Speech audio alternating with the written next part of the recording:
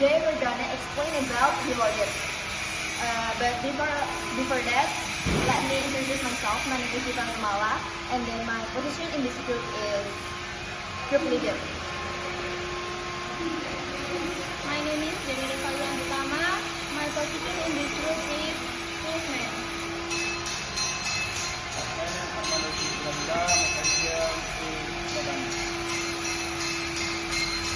And my name is Batumi Hospital. My position is bathroom.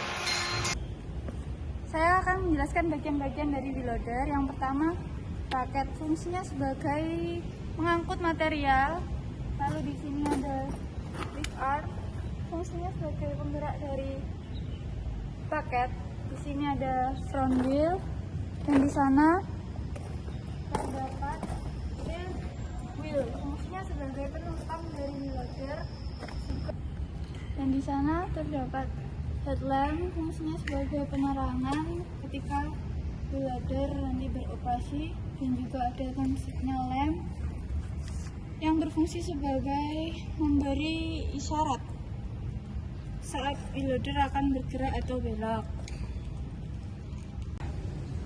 Di bagian sini terdapat lift cylinder yang fungsinya sebagai meneruskan tenaga hidrolik menjadi gerakan maju mundur pada paket. Lalu di sini ada dam cylinder, fungsinya sebagai memiringkan paket ke depan sehingga material dapat dikosongkan. Lalu di sini terdapat tilt lever, fungsinya sebagai meneruskan gerakan dari dam cylinder. Saya akan menjelaskan fungsi diferensial front. Diferensial front reloader berfungsi untuk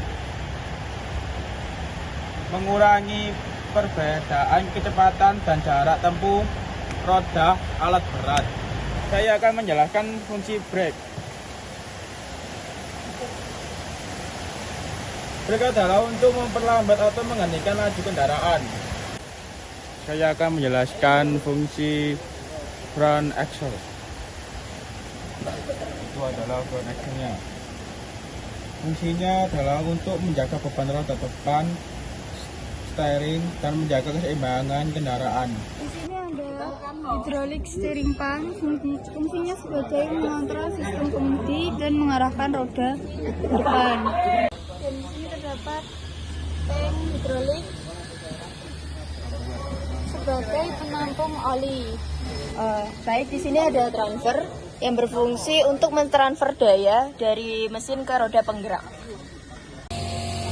Baik, di sini ada transmission yang berfungsi untuk memindahkan tenaga dari mesin ke roda dengan menggunakan roda gigi. Baik, di sini ada torque converter charging pump yang berfungsi untuk menggerakkan fluida hidrolik di dalam torque converter itu sendiri. Baik, di sini ada final drive yang berfungsi untuk meningkatkan kecepatan dan mengurangi torsi. Baik, di sini ada parking brake yang berfungsi untuk menjaga wheel loader agar tetap diam. Di sini ada front drive shaft yang berfungsi untuk mengurangi keausan di sistem penggerak. Baik, di sini ada clutch bearing yang berfungsi untuk mengarahkan poros. Baik, di sini ada yang di tengah-tengah ini adalah rear drive shaft ya, yang berfungsi untuk menurunkan getaran beban pada sistem penggerak. Ini yang di tengah ini. Baik, di sini ada center drive shaft yang berfungsi untuk memastikan perputaran poros agar seimbang. Di sana ada brake rear, fungsinya sebagai memperlambat atau menghentikan roda belakang. Di sana ada rear axle, fungsinya sebagai menopang beban wheel loader.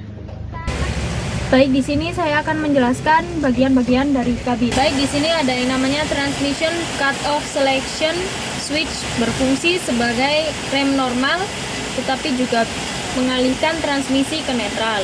Kemudian ada horn button, fungsinya untuk menyalakan klakson. Lalu di sini ada hazard lamp, fungsinya untuk menandakan keadaan darurat seperti saat mesin rusak. Lalu ada parking brake switch, fungsinya untuk mengoperasikan rem parkir. Kemudian di sini ada working lamp switch, fungsinya untuk menyalakan lampu kerja. Lalu ada preheater switch, digunakan untuk menghangatkan udara masuk saat cuaca dingin.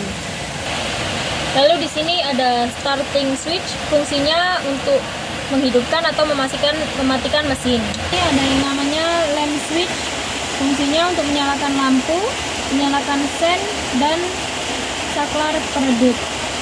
Kemudian di sini ada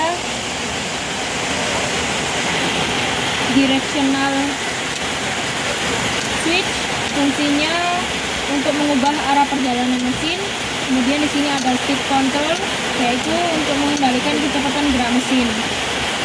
Baik, di sini ada yang namanya steering column. Lalu ini ada yang namanya steering wheel.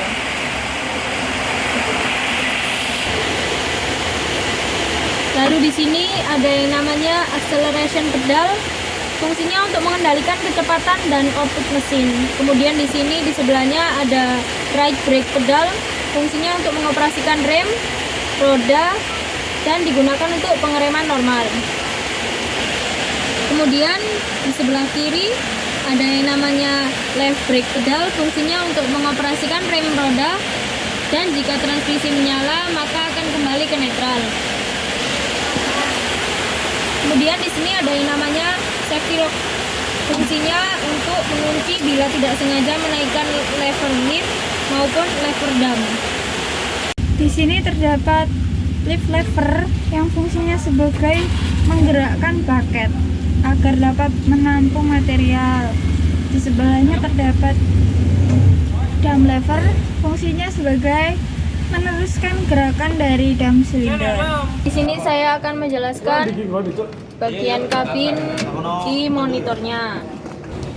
Di sini ada yang namanya engine oil level monitor, menunjukkan level oli dalam mesin itu rendah. Di sini ada radiator coolant level monitor, fungsinya untuk menunjukkan level cairan pendingin radiator rendah. Kemudian di sini ada charge monitor, fungsinya untuk menunjukkan adanya kelainan pada sistem pengisian daya saat mesin bekerja. Kemudian di sini ada fuel level monitor, fungsinya untuk menunjukkan ada kurang dari 19 atau 44 liter bahan bakar di dalam tangki. Di sini ada brake line failure monitor, fungsinya untuk menunjukkan penurunan tekanan oli rem saat rem dioperasikan. Kemudian ada engine oil pressure monitor, fungsinya untuk menunjukkan tekanan oli mesin rendah. Kemudian di sini ada coolant level monitor, fungsinya untuk menunjukkan level cairan pendingin radiator rendah. Lalu di sini ada air pressure monitor, fungsinya untuk menunjukkan penurunan tekanan udara di tangki udara. Di sini ada parking brake pilot lamp, fungsinya untuk menyalakan lampu ini itu menyala saat rem parkir diterapkan. Lalu di sini ada pilot lamp for working lamp, untuk mengetahui bahwa lampu kerja dinyalakan. Kemudian di sini ada engine preheating pilot lamp, fungsinya untuk mengetahui bahwa pemanas listrik aktif. Di sini ada air pressure gauge. Fungsinya untuk mengukur tekanan udara dalam tangki. Jika hijau akan menyala dengan normal. Jika merah berarti peringatan. Di sini ada engine cooling water temperature gauge. Fungsinya untuk menunjukkan suhu air pendingin. Jika suhu normal, maka akan berwarna hijau. Di sini ada torque converter oil temperature gauge. Fungsinya untuk menunjukkan suhu oil converter torsi. Jika suhu pengoperasian normal, maka akan berwarna hijau. Kemudian di sini ada fuel gauge. Fungsinya untuk menunjukkan jumlah bahan bakar di tangki. Di sini ada transmission cut-off selector pilot lamp. Fungsinya adalah penunjuk jika saklar pemilih pemutus transmisi diputar ke on. Di sini ada turn signal pilot lamp. Fungsinya adalah menunjukkan bahwa lampu sen menyala.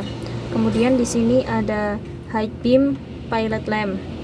Fungsinya menunjukkan bahwa lampu depan dalam kondisi HAM tinggi menyala.